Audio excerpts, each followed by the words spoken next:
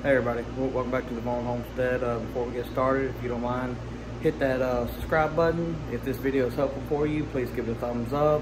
If you have any comments or concerns or anything like that, of course, hit me up in that comment section.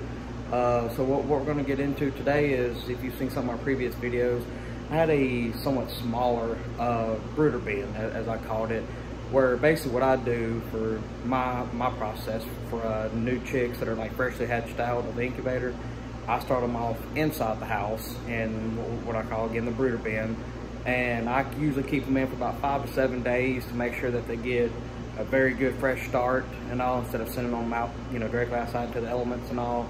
So like I said, we start them off inside so we can observe them better, control their temperature better, make sure that, if we see any signs of, say, weakness or anything like that with them, then we can go ahead and, address that issue, pretty quickly.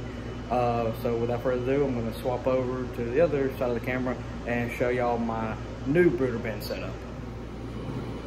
So this is the new brooder bin setup. We've got a large heat lamp here that's mounted onto the side. Of course, we've got the automatic feeder, and of course, we'll end up adding the water in here once we actually get the chicks. But I just went ahead and set that up because it ain't like the food's going to go bad in the next few days or anything.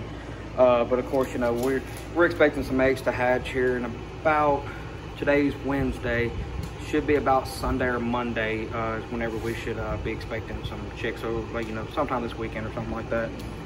So this here is a 50-gallon Sterlite tub.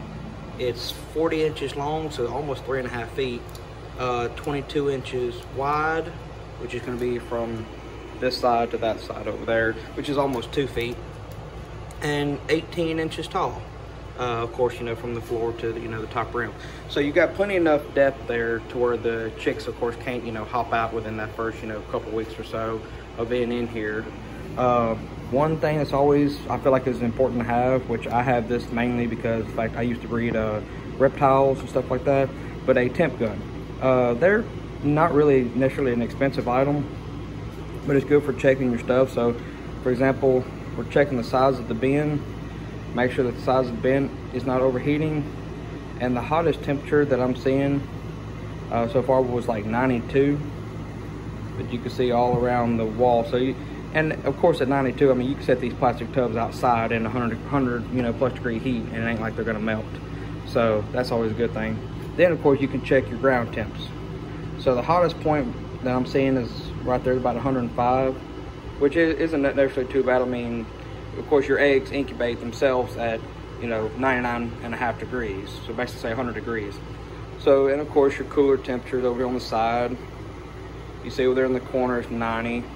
Of course, if they want to come over here to the other side of the tub, it's down 80 degrees. So they got a lot more space here compared to my other bin, just to have them a lot more room for getting in and out of the heat. Plenty enough room to run around for exercise and stuff like that. And you got plenty of room to put a feeder, water, even 2 waters if you just feel like you needed it, kind of depending on the size of your feeders or waters. So yeah, hope that's a helpful thing for y'all. And if you got any, like I said, if you got any questions, concerns, possible improvements I can do to it, hit me up in that comment section.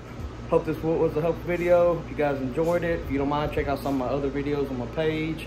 And again, if you don't mind, if you feel like this was helpful and you want to be able to keep up with any other future helpful videos, for yourself, or, be able to give advice to other people, hit that subscribe button so, you can keep up with some of my future videos. And if you don't mind, check out some of my, former videos, and possibly even share this on your social media platforms, just where other people, get the helpful advice as well, who may be looking for it. So other than that, y'all have a great one.